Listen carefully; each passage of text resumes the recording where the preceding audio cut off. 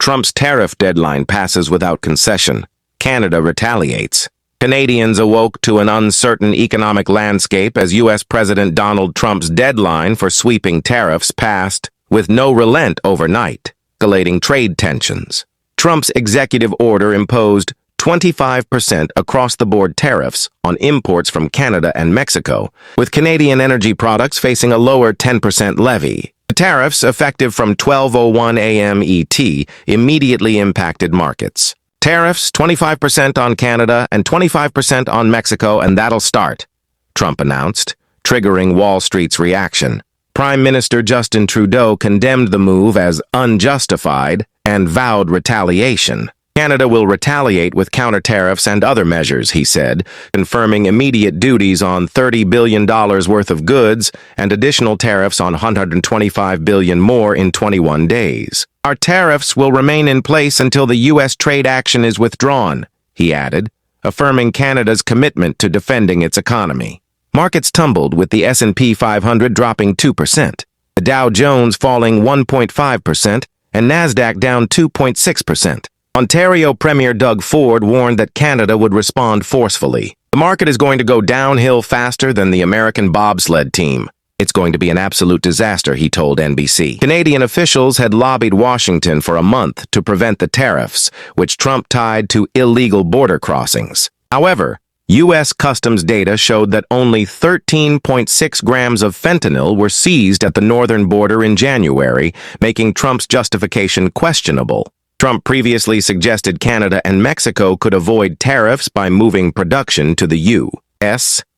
Build their car plants, frankly, and other things in the United States, in which case you have no tariffs. Business leaders voiced concerns. Dan Kelly, head of the Canadian Federation of Independent Business, warned that tariffs were being used as a sword to dangle over our heads, hurting investor confidence. The trade dispute expanded as Trump's earlier 10% tariff on Chinese imports doubled overnight to 20%. China retaliated with additional tariffs of up to 15% on key U.S. agricultural goods, including chicken, pork, soy, and beef. A Peterson Institute report estimated that Trump's tariffs on Canada, Mexico, and China would cost the typical U.S. household more than $200 a year. Some Republican lawmakers criticized the tariffs. Senator Susan Collins of Maine noted, Maine and Canada's economy are integrated, explaining that much of the state's lobsters and blueberries are processed in Canada before being shipped back to the U.S. With global markets on edge, Canada and other affected nations brace for the economic fallout. Trump delivers stern warning to Zelensky. On Monday, Donald Trump increased pressure on Volodymyr Zelensky with a stark ultimatum. Agree to a peace deal or face dire consequences. Speaking to reporters at the White House following an investment announcement, the U.S. president seized the moment to intensify his stance on Ukraine. He emphasized that Zelensky should show greater appreciation for American assistance if he expects continued support from Washington. Expressing frustration over their heated Oval Office meeting on Friday, Trump reiterated his dissatisfaction. When asked what Zelensky needed to do to resume talks with the U.S., Trump responded, "Well, I just think he should be more appreciative, because this country has supported them through thick and thin," while also repeating a misleading claim about American aid, insisting, "We've given them much more than Europe, and Europe should have contributed more than us." Kristi Noem, the Homeland Security Secretary, recently sparked controversy during a visit to the Haskell Free Library and Opera House, located on the United States-Canada border in Stansted, Quebec, and Darby Line, Vermont. The library features both American and Canadian flags and has a line of black electrical tape on the floor marking the international boundary. During her visit, Noem made remarks that have since drawn sharp criticism from both Americans and Canadians. According to a report by the Boston Globe, Noem made the same statement multiple times during her visit. Standing on the American side of the library, she declared, "USA number one," before stepping across the border to the Canadian side and referring to Canada as the 51st state. This phrase echoes language previously used by former President Donald Trump, who frequently referred to Canada as the 51st state and called Prime Minister Justin Trudeau the governor of this hypothetical state. Deborah Bishop, the library's executive director, confirmed that Noem repeated the phrase at least 3 times. She noted that Noam did not even mention Canada by name, but instead only referred to it as the 51st state. Noam's comments were met with backlash on social media, with many criticizing her remarks as disrespectful and unprofessional. Roland Paris, a professor at the University of Ottawa, called the comments insulting, shameful, and childish. Matt Welch, an editor-at-large for Reason, lamented, "We are governed by 4-year-olds." Bart Akosela, a former Obama administration official, described the behavior as utterly deranged. Doug Saunders, a columnist for Globe and Mail, even compared Noam's comments to the rhetoric that preceded the war in Ukraine, tweeting, "This is not too far from how it started in Donetsk." Aaron Reichlin Melnick, a senior fellow at the American Immigration Council, called the behavior juvenile and unbecoming of someone with even a tiny bit of responsibility. Noam's remarks come in the context of a long-standing tension between the U.S. and Canada over comments made by former President Trump. Ahead of Trump's second term, Canadian Prime Minister Justin Trudeau made it clear that Canada would remain a sovereign nation, rejecting the idea of joining the U.S. despite Trump's rhetoric. Trudeau firmly stated that there was no chance in hell that Canada would ever become part of the United States. Trump's strong reaction to Trudeau's tariff retaliation.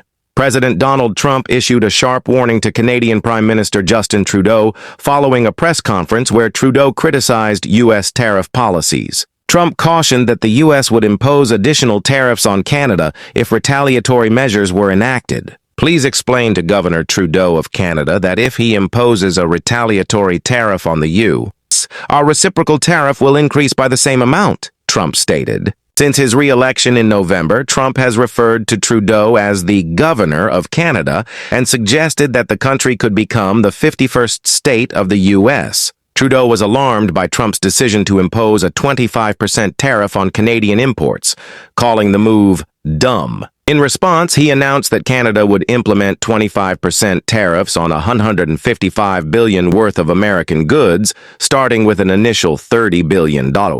This is a moment to push back forcefully and show that a trade dispute with Canada benefits no one, Trudeau asserted. According to the U.S. Census Bureau, the United States imported $412 billion in goods from Canada in 2024. During his extended press conference, Trudeau displayed a mix of frustration, defiance, and disappointment. "We're insulted, we're angry, but we're Canadian. That means we stand together, we fight, and we will win," he declared. Former lawmaker says Republicans are overwhelmed by angry calls. Former Reporters Charlie Dent, RPA, mentioned on MSNBC that many Republicans he's spoken with are feeling overwhelmed by a surge of angry calls and emails from their constituents.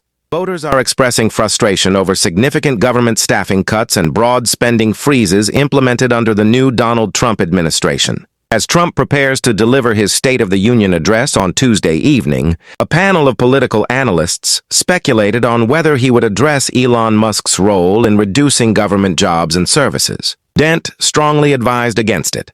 In other news, GOP senator pushes back against Doge's influence. A Republican senator voiced concerns about the Department of Government Efficiency, Doge, saying he would not be pleased with its expanding influence as agency heads are confirmed. As a political strategy, highlighting Elon Musk doesn't seem wise, especially since his approval ratings are lower than the president's, Dent said. "From what I'm hearing from Republican congressional offices, they are overwhelmed with complaints, many of them about Elon Musk, Doge, and issues related to Social Security numbers and the Treasury." Elon Musk's Doge task force was created through a Trump executive order rather than congressional legislation.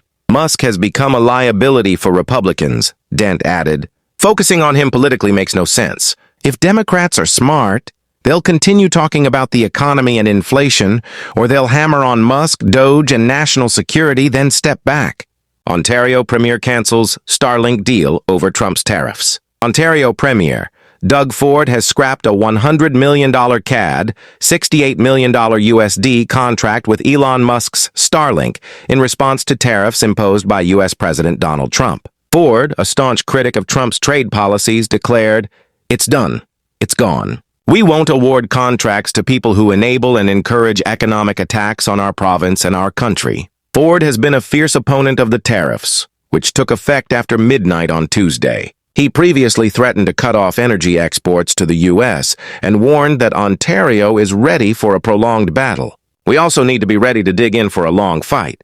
We need to be ready to escalate using every tool in our toolkit. Taking aim at Musk personally, Ford criticized Queen's University in Kingston, saying the institution should be embarrassed that the billionaire once studied there. A member of Canada's conservative Tory party, Ford placed blame squarely on Trump, stating, "They only have President Trump to blame." He lamented that the U.S. and Canada could have focused on mutual prosperity, saying, "We could have poured our efforts into making Canada and the U the two richest, most successful, safest, most secure two countries on the planet." Unfortunately, one man, President Trump, has chosen chaos instead.